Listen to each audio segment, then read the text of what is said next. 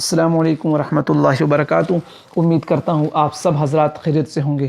معزز دوستو، آج دو اہم مسئلوں کے بارے میں بات کریں گے کہ روزے کی حالت میں اگر کسی کا ایسا چیز نکل جائے، یعنی پیٹ کے اندر ایسا چیز نکل جائے جو دوا اور غذا نہیں ہے، جیسے سکہ، جو روپوں کا سکہ ہوتا ہے، اگر کسی کا یہ نگل جائے تو آیا اس سے روزے پر کوئی اثر پڑے گا، روزہ ٹوٹ جائے گا یا نہیں۔ دوسرا مسئلہ، روزے کی حالت میں پانی میں دیر تک بیٹھنا اور تازہ مسواک کرنا۔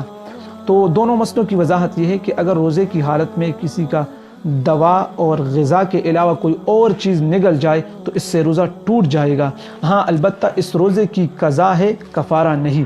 دوسرے مسئلے کی وضاحت کہ پانی میں دیر تک بیٹھنا اور اسی طرح تازہ مسواک کرنا، تو جہاں تک پانی میں دیر تک بیٹھنے کا تعلق ہے تو اس سے روزے پر کوئی اثر نہیں پڑے گا، یعنی روزہ نہیں ٹوٹ جائے گا، ہاں البتہ یہ فعل مکروہ ہے، ناپسندیدہ ہے، ایسا نہیں کرنا چاہیے۔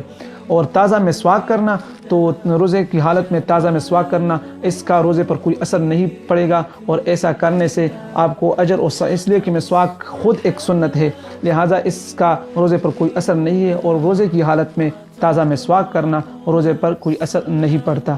تو معزز سامعین، امید کرتا ہوں آپ کے ذہن میں یہ مسائل آئے ہوں گے۔ اسی طرح اگر آپ کے ذہن میں کوئی مسئلہ ہو تو آپ ہمارے ساتھ کمنٹ میں شیئر کر سکتے ہیں، انشاءاللہ ہم کوشش کریں گے کہ ہم آپ کو آپ کے مسئلے کا جواب دیں۔